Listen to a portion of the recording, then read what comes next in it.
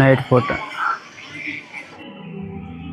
అది ఇక్కడ సెంటర్లో పెట్టడానికి రీజన్ ఏంటంటే 25 మందికి అన్నప్రసాద్ చేయాలంటే 1000 రూపాయలు అయితే ఖర్చు అవుతుంది. చిన్నతనంలోన మనకి ఒక బొమ్మ చూపించి ఆ బొమ్మని ఇలా పాట రూపంలో పాడించి అలా చూపిస్తే ఆ దుష్టుడు లోపలికి ప్రవేశించడానికి పలు ప్రయత్నాలు చేసి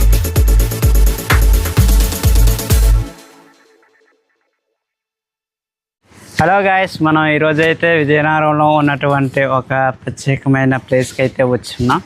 ఈ ప్లేస్ ఏంటంటే మనం చిన్నప్పటి నుంచి తరగతిలో క్లాసుల్లో ఉన్నప్పుడు మనం ఏదైనా ఒక కథ రాయాలన్నా లేకపోతే ఏది చేయాలన్నా ఒక క్వశ్చన్కి ఆన్సర్ రాయాలన్నా మనకి అది చదివితే కానీ మనం క్వశ్చన్ అన్నమాట ఫిల్ చేయలేం. అలాంటి మనం తరగతి గదుల్లో ఉన్నప్పుడు మనకి రామాయణం అనేది చాలా ప్రతి లెసన్కి తెలుగు లాంగ్వేజ్లో తెలుగు సబ్జెక్ట్లో ఒక రామాయణం సబ్జెక్ట్ అనేది ఖచ్చితంగా ఉంటుంది. అదే రామాయణం ఏంటి ఎలా ఉంది అనేది మొత్తం ఈ విజయనగరం డిస్టిక్లో ఉన్నటువంటి ఈ రామబాణంకి అయితే మనం వచ్చున్నాం. ఈ రామబాణం లోపల ఎలా ఉంది ఏంటి అనేది మనం లోపలికి వెళ్ళాక మొత్తం చూద్దాం. అండ్ ఈ రామబాణం అనేది వైజాగ్ నుంచి 45 కిలోమీటర్లు, విజయనగరం నుంచి 5 కిలోమీటర్ దూరంలో అయితే ఉన్నది. అది కొత్త వలస జంక్షన్ నుంచి మనం స్ట్రైట్గా ఈ గుండా లేకపోతే మ్యాప్లో చూసుకున్న మనకి యాజ్ ఇట్ ఈజ్ మ్యాప్లో చూసినట్టు అలా వచ్చిన రోడ్డు గుండా మనం మ్యాప్లో చూసినట్టు అలా డైరెక్ట్గా రోడ్డు గుండా వచ్చినట్టయితే రోడ్డు పక్కన ఉన్నటువంటి శ్రీరామనారాయణం అని మెన్షన్ చేసి ఉంటుంది బోర్డు. అదే ఈ బోర్డు. మనం ఇప్పుడు వెళ్ళబోయేది రామాయణం. ఈ రామాయణంలోనే మనకి లోపల ఏముందనేది అవన్నీ లోపలికి వెళ్ళి ఎక్స్ప్లోర్ చేద్దాం. కొత్త వలస ఈ జంక్షన్కి వచ్చినట్టయితే మనం జంక్షన్ స్ట్రైట్గా వచ్చినట్టయితే ఇలా అయితే బోర్డు ఉంటుంది. శ్రీరామనారాయణం అనే ఇక్కడ రోడ్డు పక్కనే ఉంటుంది ఈ బోర్డు. అయితే ఈ శ్రీరామనారాయణం అనేది ఇక్కడ మొత్తం లోపల ఈ రామాయణం మొత్తం అనేది కథ మొత్తం ఇక్కడే రాసి ఉంటుంది. అండ్ ఈ పక్క వచ్చినట్టయితే ఈ శ్రీరామనారాయణం అనేది విల్లు ఆకారంలో ఏ విధంగా ఉన్నది అనేది ఇక్కడ బోర్డులో కూడా మెన్షన్ చేశారు. అండ్ ఇక్కడ శ్రీరామనారాయణం శ్రీమద్ర మాయన ప్రాంగణం అని కూడా ఇక్కడ మెన్షన్ చేశారు. అండ్ ఈ సైడ్ చూసుకున్నట్టయితే అంటే ఆంజనేయుడు తన వెనకాల శిష్యులు అనేది కూడా ఈ బోర్డులో ఇటు అటు ఇలా మెన్షన్ చేసి ఉన్నారు. మనం ఇక్కడ నుంచి స్ట్రైట్కి వెళ్ళి మనం ఇక్కడ లోపల ఉన్నటువంటి శ్రీరామాయణం అనేది లోపల ఎక్స్ప్లోర్ చేద్దాం. అండ్ ఈ రామాయణం అనేది పూర్తిగా ఉన్న దాంట్లోనే మనం ఎలా ఉన్నది అనేది మొత్తం లోపలికి వెళ్ళాక ఎక్స్ప్లెయిన్ చేస్తాం. సో గాయస్, మీరు ఇక్కడికి వచ్చినట్టయితే ఖచ్చితంగా విజయనగరంకి వచ్చి విజిట్ అవ్వండి. అండ్ రామాయణం వచ్చి మీరు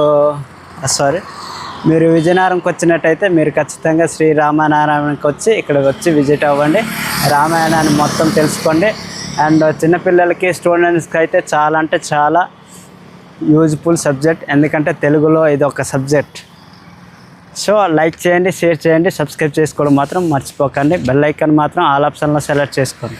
అండ్ మీరు ఇటుపక్క గమనించినట్టయితే మీరు లేజర్ షో అనేది ఇక్కడ ఆల్రెడీ మెన్షన్ చేశారు. అంటే ఏ టైంకి అవుతుంది అని లేజర్ షో అనేది మెన్షన్ చేశారు. Shri Hanuman laser show timings అంటే 6:30 నైట్ పూట, నైట్ 6:30కి ఒక షో, 7:30కి ఒక షో అండ్ 8:30కి ఒక షో. అంటే మొత్తం రోజుకి 3 షోలు అవుతాయి అన్నమాట లేజర్ షో. ఈ లేజర్ షో ఓన్లీ నైట్ పూట మాత్రమే జరుగుతుందండి.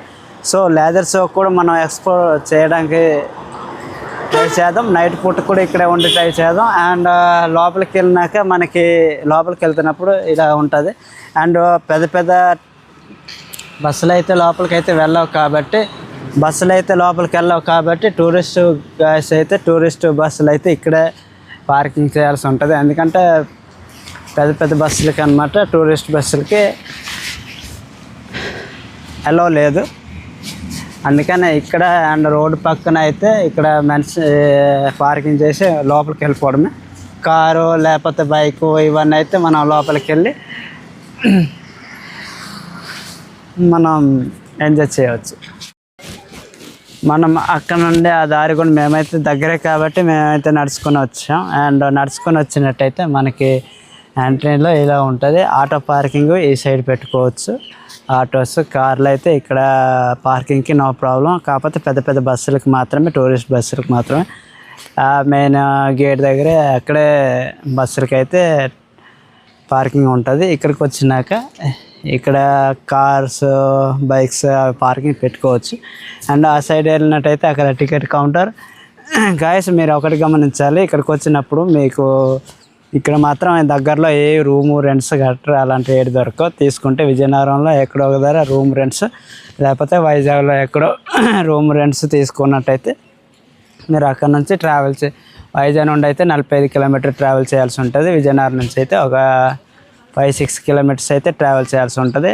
కానీ వచ్చేటప్పుడు ఇక్కడికి వచ్చినాక మీరు ఒకవేళ ఫుడ్కి కానీ ఏమైనా వీటికి ఇబ్బంది అని అనిపిస్తే మాత్రం దారి మధ్యలో లేకపోతే ఎక్కడో ఒక దగ్గర కొనుక్కొని ఏ టైంకి ఇక్కడ వచ్చి తింటాను అనుకుంటే మీరు ఆ దారిలోనే ఎక్కడో వచ్చి కొనుక్కొని మీరు ఇక్కడికి వచ్చి తినవచ్చు, నో ప్రాబ్లం. కానీ ఇక్కడికే వచ్చి తింటాను, ఇక్కడే అన్నీ దొరుకుతాయంటే ఇక్కడ ఏవి అలాంటివి ఏమి దొరకవు. అవుట్ ఫుడ్ మాత్రం మెయిన్ గేట్లో మాత్రం దొరుకుతాయి, ఫాస్ట్ ఫుడ్. కానీ మిగతా మాత్రం ఇక్కడ ఏం దొరకవు. అండ్ ఇక్కడికి వచ్చినాకైతే ఇక్కడ పార్కింగ్ పెట్టుకోవచ్చు. పార్కింగ్ స్థలం మన బ్యాక్ ఉన్నదే నారాయణము. వచ్చాం ఈ టెంపుల్కి. మన లోపల చరిత్ర అనేది మొత్తం తెలుసుకుందాం. ఎవరు కథ, ఎవరు రాశారు, అది ఎవరు అనేది మొత్తం తెలుసుకుందాం. అండ్ మనం ఇప్పుడు టికెట్ తీసి లోపలికి అయితే వెళ్దాం. మన లోపలికి వచ్చినట్టయితే ఇక్కడ టికెట్ కౌంటర్ ఉంటుంది. ఈ టికెట్ కౌంటర్ ఇక్కడ టికెట్ తీసుకున్నాక, కానీ ఈ టికెట్ కౌంటర్లో ఏమొచ్చి 5 సంవత్సరాల నుంచి 10 సంవత్సరాల పిల్లలకి ఏమొచ్చి 10 రూపాయలు ఛార్జ్ చేస్తున్నారు. 10 సంవత్సరాల మీద పైబడిన వాళ్ళకి ఏమొచ్చి 40 రూపాయలు ఛార్జ్ చేస్తున్నారు. మనం ఫోన్ కెమెరాతో, నేనైతే ఫోన్ కెమెరాతో వీడియో తీస్తున్నాను కాబట్టి నాకు ఫోన్ కెమెరాకి అయితే ఏం ఛార్జెస్ ఏం పడలేదు, ఛార్జెస్ ఏం లేవన్నారు. కానీ ఇక్కడ మార్నింగ్ 10 నుంచి వచ్చి సాయంత్రం వరకు ఉండొచ్చు మ్యాక్సిమం. మేమైతే నైట్ లేజర్ షో కూడా ఉంటాము, పర్లేదు లోపల ఉండొచ్చు. ఇప్పుడు టికెట్ తీసుకున్నానంటే పర్లేదు మాకని అలా చెప్పారు. అండ్ మనం ఇక్కడ అయితే టికెట్ తీసుకున్నాక ఆ టికెట్ ఏమొచ్చి సెక్యూరిటీకి అక్కడ ఉన్న గేట్లో ఉన్నటువంటి సెక్యూరిటీకి అనమాట చెక్ చేసి ఇవ్వాలి. చెప్పాను కదా గాయస్, మనం లోపలికి వచ్చినట్టయితే ఇక్కడ ఏమి ఉండవు. ఇక్కడ జస్ట్ ఒక దేవుడి ప్రసాదం, దేవుడికి కావాల్సిన ప్రసాదాలు అండ్ లేస్ అండ్ చిన్నవి వాటర్ బాటిల్స్, డ్రింక్స్ ఉన్నాయి. అవన్నీ అయిపోయినాక మనం ఈ సైడ్ చూసుకున్నట్టయితే ఈ సైడ్ అయితే మనం ఇక్కడ టికెట్ తీసుకొని మనం లోపలికి అయితే వెళ్ళిపోవడం. మనం లోపలికి వచ్చినట్టయితే ఇక్కడ మనకి నడలేని వాళ్ళకి, పెద్దవాళ్ళకి, వయసు పైబడిన వాళ్ళకి, ముసలి వాళ్ళు ఉంటారు కదా, వాళ్ళకి ఏమొచ్చి ఇక్కడ దీని చుట్టూ తిరగడానికి ఇక్కడ వెహికల్ అనేది ప్రొవైడ్ చేస్తారంట. మనం ఇక్కడ వెహికల్ తీసుకొని మనం ఈ టెంపుల్ చుట్టూ రౌండ్ వేసుకోవడమే, వృద్ధులకు మాత్రమే. అండ్ కార్కి అయితే 20 రూపీస్ ఛార్జ్ చేస్తారు, బైక్ అయితే 10 రూపీస్ ఛార్జ్ చేస్తారు, అది బయట పార్కింగ్. ఇది వృద్ధులకు మాత్రమే.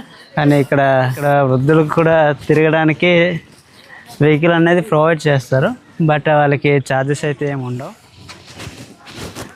అయితే లోపలికి అయితే వచ్చేసాం. లోపలికి వచ్చినాక మన స్ట్రైట్కి వచ్చినట్టయితే మన రైట్ సైడ్ తీసుకున్నాం. రైట్ సైడ్ నుంచి అయితే మనం బాణం ఉన్నది కదా, ఈ బాణం ఆకారం, ఆ బాణం నుంచి అలా స్ట్రైట్గా అలాగే ఆంజనేయ స్వామి విగ్రహం వరకు అయితే వెళ్దాం. మనం ఇలా రైట్ సైడ్లో వచ్చినట్టయితే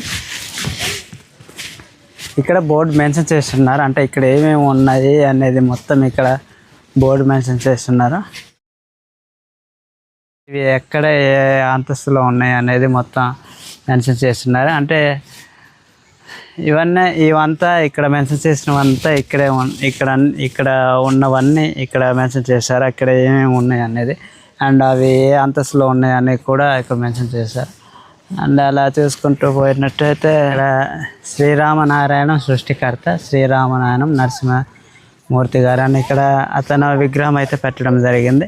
టెంపుల్కి తనే సృష్టికర్త. ఈ టెంపుల్ మొత్తం 15 ఎకరాల్లో ఉంటుంది. ఈ 15 ఎకరాల్లో అనమాట తను మన తెలుగుదేశంలో కూడా ఒక శ్రీరాముని గురించి మనం వ్యక్తి చేయాలి అంటే తెలుగు రామాయణం గురించి తెలుగు వాళ్ళకి తెలియజేయాలి అనే ఉద్దేశంతో ఈ 15 ఎకరాల్లో అనమాట తను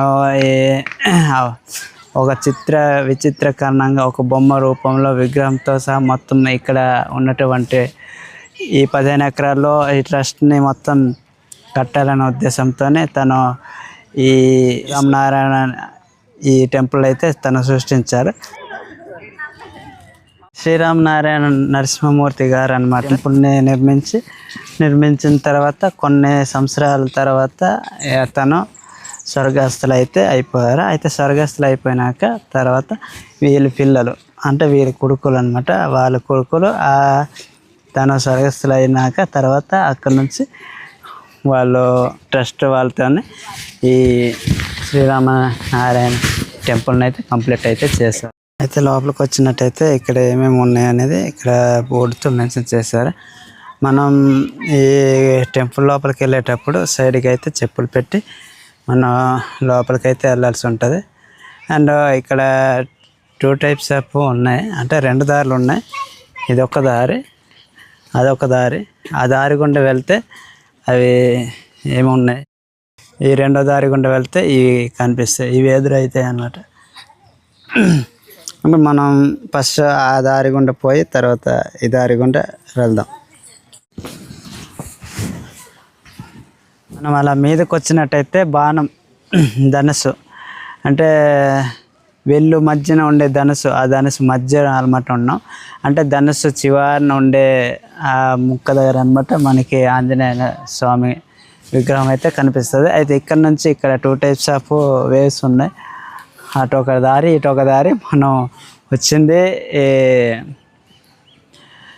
మనం ఈ సైడ్ తిరిగినట్టయితే మనం లెఫ్ట్ సైడ్ తిరుగుకొని వచ్చినాం. అండ్ ఇటు సైడ్ నుంచి చూసుకున్నట్టయితే ఇటు ఏమున్నాయి అనేది మొత్తం చూద్దాం. అంటే మనం వచ్చింది మనం ఈ వెళ్ళాకరం అన్నమాట. అంటే ప్రజెంట్ ఇక్కడ ఉండి ప్రజెంట్ ఈ మ్యాప్ అయితే ఉన్నది ఈ సెంటర్లో ఈ కార్నర్లో అనమాట ఈ మ్యాప్ ఉన్నది. ఈ కార్నర్లో ఉండి మనం ఇక్కడ నుంచి మనం ఇలా తిరిగి అలా వెళ్ళి ఇలా వద్దాం, మనం ఇలా వెళ్ళి అలా తిరిగి వద్దాం. మనం ప్రజెంట్ అయితే ఈ కార్నర్లో ఉన్నాం, ఇక్కడ నుంచి అలా తిరిగి వద్దాం. గైస్ మనకి ఇక్కడ నుంచే సగం ఈ బాణం వెళ్ళ ఆకారంలో ఉన్నటువంటి ఈ టెంపుల్ అయితే మనం సగానికి సగం ఇక్కడ నుంచే కనిపించేస్తుంది. మనం ఇక్కడ నుంచి మనం ఈ టెంపుల్ మొత్తం చూడవచ్చు. అండ్ ఈ టెంపుల్ వెళ్ళాకారం వెళ్ళేటప్పుడు ఇక్కడ మళ్ళీ మధ్యలో మనకి ఏమైనా అలసట లాంటివి వస్తే ఏమన్నా ఉద్దేశితంతో ఒకవేళ అలాంటి పొజిషన్ ఏమైనా అలసిపోయే అవకాశం ఏమన్నా అలసిపోయినట్టయితే పక్కన ఇలా చైర్స్ అయితే పెట్టడం జరిగింది. మనం రెస్ట్ తీసుకొని మన ఫుల్గా ఇక్కడ రెస్ట్ తీసుకుంటూ అలా నడుచుకుంటూ వెళ్ళొచ్చు. మనకి ఈ టెంపుల్లోనే లేదర్ షో అనేది అది శ్రీ ఆంజనేయ స్వామి విగ్రహం మీద సాయంత్రం 6:30 కల్లా అంటే ఈవినింగ్ 6:30కి అక్కడ లేజర్ షో అనేది ప్లే చేస్తారు. ఆ లేజర్ షో కూడా ఫుల్గా కంప్లీట్ చేసి వెళ్ళిపోదాం. అండ్ మనం ఈ సైడ్ గుండా వచ్చినట్టయితే మనం లెఫ్ట్ సైడ్ నుంచి వచ్చినట్టయితే మనకి ఫస్ట్ శ్రీ విష్ణు ఆలయం అయితే ఎదురవుతుంది. ఈ శ్రీ విష్ణు ఆలయం నుంచి మనం అలా టర్నింగ్ చేసుకుంటూ ఆ రామాయణ కథ మొత్తం విచిత్రాలతో ఉన్నదాన్ని మొత్తం చూసి పోదాం. ఇక్కడ సెల్ ఫోన్లు వాడరాదు, ఫోటోలు వీడియోలు తీయరాదు అని ఉన్నది. డోంట్ సెల్ ఫోన్స్ అని ఉన్నది. మనం ఎలాగో కూడా ట్రై చేసి చూద్దాం. ఇటు ఈ సైడ్ చూసినట్టయితే ఇది శ్రీ విష్ణు ఆలయం. ఇది శ్రీ విష్ణు ఆలయం. ఒక అన్నదాత బోర్డు అయితే పెట్టడం జరిగింది శ్రీ విష్ణు ఆలయం వెనకాల. ఇక్కడ ఏంటంటే ఇది ఒక్కొక్కరికి అన్నదాతలకి అది ఎవరికి ఎంతమందికి అనేది ఒక రోజుకి ఎన్ని రోజులకి అనేది ఇక్కడ మెన్షన్ చేస్తారు. అండ్ 25 మందికి అన్నప్రసాద్ చేయాలంటే 1000 రూపాయలు అయితే ఖర్చు అవుతుంది. అంటే ఇక్కడ ఒకవేళ డబ్బులు మీరు ఏమైనా విరాళం ఇవ్వాలనుకుంటే ఇవ్వచ్చు, కానీ విరాళం ఇవ్వాలనుకుంటే మాత్రం 50 రూపాయల మీదనే విరాళం అయితే ఇవ్వాల్సి ఉంటుంది. కానీ ఇక్కడికి ఇచ్చే ప్రతి ఒక్క రూపాయి ప్రతి ఒక్క విలువ అది ఇక్కడ అన్నదానం అయితే ఉపయోగిస్తారంట. 25 మందికి అన్నదానం చేయాలంటే 1000 రూపాయలు అయితే ఖర్చు అవుతుంది. అది దాతల పుట్టినరోజు, వివాహం రోజు మరియు వారి కోరిక ప్రకారం ఒకరోజు 25 మందికి అన్నప్రసాద వితరణ జరుపుటకు 1000 రూపాయలు ఛార్జ్, అంటే 1000 రూపాయలు ఖర్చు అవుతుందంట. అలాగే ఇక్కడ కొన్ని టేబుల్ అయితే ఇక్కడ మెన్షన్ చేస్తారు. దీన్ని బట్టి మనం ఇక్కడ విరాళం ఇచ్చిన డబ్బులు, ఆ విరాళం డబ్బులు ఇక్కడ ఏం చేస్తారు అన్నది మనం దీన్ని బట్టి మనం తెలుసుకోవచ్చు. అండ్ మనం ఇప్పటి వరకు అయితే మనం చిన్నప్పుడు ఏం చేస్తుంటాం, చిన్నపిల్లప్పుడు ఆటలాడుతూ బొమ్మలు ఆడుతూ అన్నీ చేస్తూ ఉంటాం. కానీ మనకి అమ్మ లాడించడానికి ఏం చేస్తుంది, మనకి పాట పాడడము, ఏదో ఒకటి బువ్వ తినడానికి జోలు పాడించడం అలాంటివన్నీ చేస్తుంటుంది. కానీ అవన్నీ మనకి సహజంగా మనకు గుర్తుండవు చిన్నప్పుడు. కానీ అదే చిన్నతనంలోన మనకి ఒక బొమ్మ చూపించి ఆ బొమ్మని ఇలా పాట రూపంలో పాడించి అలా చూపిస్తే మనకి అది ఏదైనా కానీ గుర్తుంటుంది. సో ఎగ్జాంపుల్గా ఇక్కడే సేమ్ అదే సిచ్యువేషన్లో అదే విధంగా ఒక స్టూడెంట్స్కైనా కానీ చిన్నపిల్లలకైనా అర్థం అవ్వాలనే ఉద్దేశంతో ఒక విగ్రహం పెట్టి అది ఏ సిచ్యువేషన్ ఏం జరుగుతుందనే కింద లెటర్ రాసి ఆ లెటర్ అనమాట వివరణ అనమాట ఇక్కడ చరిత్ర అలా రాయడం అయితే జరిగింది. ఆ రామాయణంలో ఉన్నప్పుడు అక్కడ ఏం జరిగింది, ఎలా జరిగింది అనేది బొమ్మతో సహా విగ్రహంతో సహా ఇక్కడ పెట్టడం అయితే జరిగింది. సో ఎందుకంటే ఇక్కడ వచ్చే ప్రతి స్టూడెంట్స్కి చదువు ఉండకపోవచ్చు, చదివినోడైతే అది లెటర్ అది అక్షరాలు చదివి వాడు రామాయణం చదవగలడు. కానీ చదవలేడు వాడు అర్థం కాదు కదా, ఆ అర్థం కాని వాళ్ళకు కూడా అర్థమయ్యేటట్టు విధంగా అనమాట ఇక్కడ ఒక విగ్రహం రూపంలో ఒక బొమ్మ రూపంలో ఇక్కడ చూపించడం అయితే జరిగింది. అదే ఈ రామాయణం. కానీ నాకైతే చాలా అంటే చాలా బెస్ట్ అద్భుతం అనిపించింది. ఒక రామాయణాన్ని ఒక బొమ్మ రూపంలో ఇక్కడైతే పెట్టడం జరిగింది. ఇదే ఆ రామాయణం. చాలా అంటే చాలా అద్భుతంగా ఉంటుంది గాయస్. ఇక్కడికి వచ్చినాక మీరు ఖచ్చితంగా డెఫినెట్ అవ్వండి. ముఖ్యంగా స్టూడెంట్స్కి అయితే చాలా అంటే చాలా హెల్ప్ఫుల్ అవుతుంది. ఇక్కడ ఇదేం వచ్చి శ్రీ వైకుంఠమేగిన మేగి మగను దేవతలందరూ శ్రీరాముని దుష్ట శిక్ష రక్షణకై భూలోకమును మానవుడిగా అవతరించమని ప్రార్థిస్తూ పరిపూర్ణ లక్షణాలు కలిగిన మానవుడు అవతరిస్తేనే సకల లోక కంటకుడైన దశనుకుడు రావణుడు హతమార్చబడతాయని విన్నవిస్తున్నారు అని ఇక్కడ అర్థం. నాకు కొంచెం తెలుగు తిరగట్లేదు ఇక్కడ ఉండే పదాలు ఈ తెలుగు లాంగ్వేజ్, కానీ మీకు కొంచెం అటు ఇటుగా అర్థమయ్యేటట్టుగా కొంచెం ఎక్స్ప్లెయిన్ చేస్తాను. సో గైస్ మీరు ఇక్కడికి వచ్చినాక పూర్తిగా చదవండి, లేకపోతే ఈ వీడియో పాజ్ చేసి మీరు చదివి దీని అర్థం ఏంటో తెలుసుకోండి. దేవతలందరూ శ్రీరామనారాయణని ఒక విష్ణుమూర్తి ఆకారంలో శిక్షణ అనమాట ఒక భూలోకంలో చేరాలంటే ఒక మానవుడి రూపంలో అవతరించి ఈ భూలోకం దూరాన్ని అంటే రమ్మని దాని అర్థం. ఇలాగా చాలా అంటే చాలా ఇక్కడ రామాయణం అయితే ఉంది. దీన్ని మొత్తం చదువుకుంటూ పోతే ఒక పుస్తకం చదివినట్టే ఉంటుంది మాకు. సో ఇలాగా మొత్తం చెప్పుకుంటూ పోతే చాలా టైం అయితే పడుతుంది గాయస్. అందుకని నేను ఏం చేశానంటే ఇక్కడ కొన్ని చదివే వాటిలో కూడా నేను వీటిని వీడియో తీసి అలా పెడతాను. మీరు పాజ్ చేసి చదవాలనుకుంటే పాజ్ చేసి చదవండి. సో గైస్ మీకు ఏమనిపించింది, ఎలా అనిపించింది అనేది మీరు కామెంట్ సెక్షన్లో కామెంట్ చేయడం మాత్రం మర్చిపోకండి. అండ్ లైక్ చేయండి, షేర్ చేయండి. ఇలాంటి విషయాలు షేర్ చేస్తే ఇంకా మీ వాళ్ళకి షేర్ అయ్యి ఇంకా విజిట్ అవుతారు, రామాయణం గురించి ఇంకా తెలుసుకుంటారు. అయిందా అలా నేర్చుకుంటారా. అండ్ అలాగే ఇక్కడ కొన్ని విధంగా ఇక్కడ ఉన్నటువంటి విగ్రహాలు ఏంటి అనేది మొత్తం ఇక్కడ ఇంగ్లీష్లో అండ్ ఆంగ్లంలో, ఇంగ్లీష్లో, తెలుగులో రెండు భాషలు కలిపి ఇక్కడ మిక్స్ చేయడం అయితే జరిగింది. సో గైస్ ఇలా చేస్తే మనకి ఇంగ్లీష్ రాని వారికి కూడా తెలుగులో ఉన్నది కాబట్టి తెలుగులో అర్థమవుతుంది. ఒకవేళ తెలుగు రాదు ఇంగ్లీష్ మాత్రం వచ్చు అనుకున్న వాళ్ళకి ఇంగ్లీష్లో కూడా ప్రొవైడ్ చేశారు. సో మనకి ఇది చాలా అంటే చాలా బెస్ట్ అని చెప్పుకోవచ్చు. ఎందుకంటే ఇంగ్లీష్లో కూడా మనకి ఇక్కడ ప్రొవైడ్ చేశారు. ఇవి ఏ కథ అనేది నాకైతే కొంచెం నోరు తిరగట్లేదు ఇక్కడ ఉండే తెలుగు. కానీ మీకు ఈ స్టోరీ మొత్తం కావాలనుకుంటే నేను దీనికి ఒక సపరేట్గా ఒక వీడియో చేసి పెడతాను. అది మీరు సపరేట్గా అక్కడ నేను చదువుతాను, కానీ మీకు కొంచెం నాకు నాలుగు తిరగదు. ఏమనిపించింది అనేది మీరు చదువుకొని అదే మీరు ఏంటి అని ఆ బొమ్మ చూసి మీరు దాన్ని తెలుసుకోండి.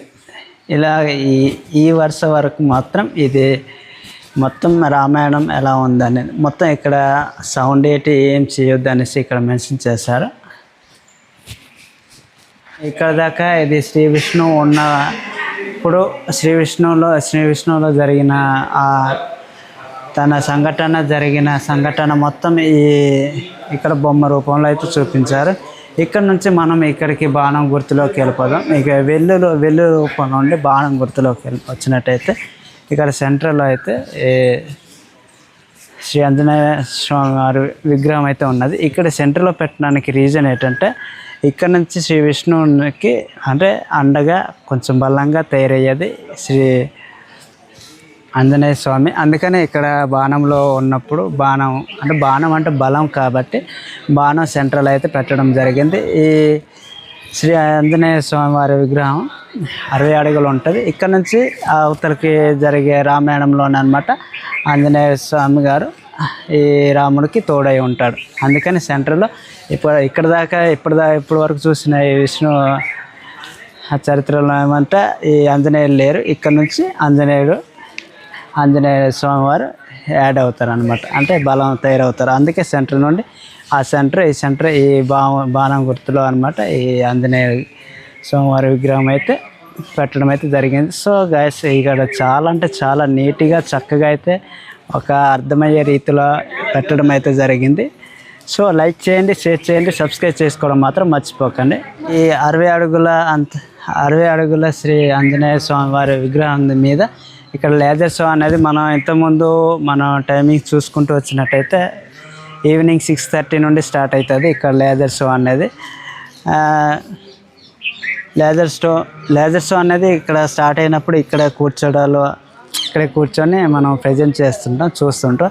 అండ్ ఇక్కడ మనకి వీడియోస్ ఫొటోస్ కావాలనుకుంటే ఇక్కడ క్యాప్చర్ చేయడానికి ఒక్కో ఫోటో 5x7 అయితే 50 రూపీస్ ఛార్జ్ చేస్తున్నారు. 8x11 12 అయితే 100 రూపీస్ ఛార్జ్ చేస్తారు. మీకు ఒకవేళ మీరు ఇక్కడ మీ ఫోన్ కాకుండా కెమెరాతో ఫొటోస్ తీసుకోవాలనుకుంటే తీసుకోవచ్చు, మీ ఆప్షన్. ఇదేమొచ్చి సీతని ఎలా తీసుకెళ్ళాలి, ఏ విధంగా తీసుకెళ్ళాలని తెలియనప్పుడు రావణుడు ఏం చేస్తాడంటే ఒక శిష్యుడు ఒక సన్యాసి వాళ్ళని వేషం వేసుకొని ఆ విధంగా ఆ రూపంలో వేసుకొని అనమాట ఆ రూపంలో వెళ్ళి బియ్యం అని అడుగుతాడు. అడిగినప్పుడు అనమాట అడిగిన తర్వాత రావణుడు అనమాట సీతాదేవిని ఆ లేజర్ నుంచి ఆ ఇంటి నుంచి బయటకు వచ్చిన తర్వాత అప్పుడు సీతాదేవిని బండెక్కించి రావణుడు అనమాట తీసుకెళ్ళిపోతారు. మనం ఎంతవరకు సెకండ్ ఫ్లోర్లో అయితే చూస్తాం ఆ రామాయణం మొత్తం ఎలా ఉందనేది. ఇందుకు వచ్చినట్టయితే లక్ష్మీదేవి అయితే ఉన్నది, లక్ష్మీదేవి విగ్రహం. కిందకు వచ్చినట్టయితే మీదైతే శ్రీ విష్ణు ఆలయం అయితే మీద చూసాం. అండ్ శ్రీ విష్ణు ఆలయం కిందన అనమాట శ్రీ విష్ణువు విశ్రాంతి తీసుకునేటప్పుడు ధ్యానం చేసేటప్పుడు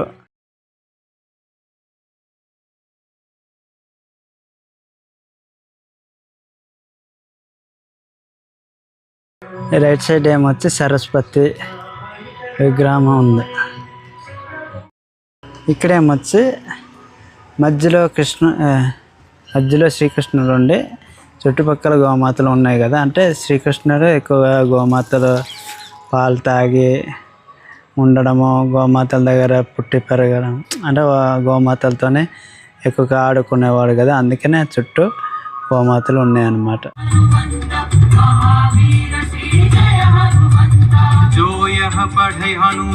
దుష్టుడు లోపలికి ప్రవేశించడానికి పలు ప్రయత్నాలు చేసి చివరికి మాయోపాయంతో విభీషణుడి రూపం ధరించి గైస్ నైట్ పూట అయ్యేసరికి మాత్రం చాలా మంది టూరిస్ట్ గైస్ ఇక్కడికైతే వచ్చారు. చూడండి చాలా క్రౌడ్గా ఉంది, నైట్ పూట ఇలా ఉంది.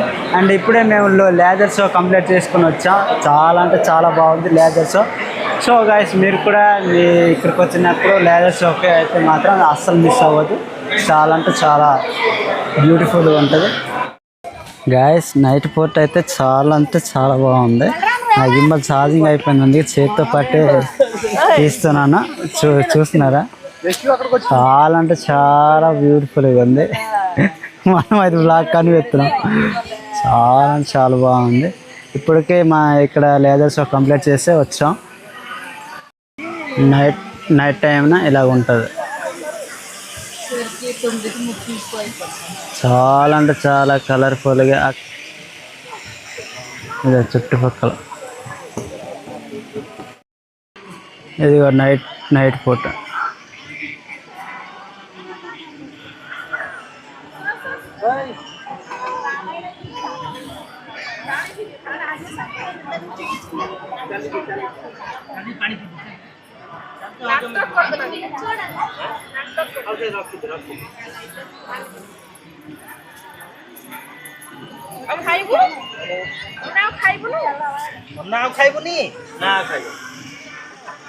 రామాయణం ప్రాంగణం అనేది ఎలా ఉంటుంది అనేది ఇక్కడ చూపించాను చూడండి. ఎంత చాలా అంటే చాలా బ్యూటిఫుల్గా ఉంది.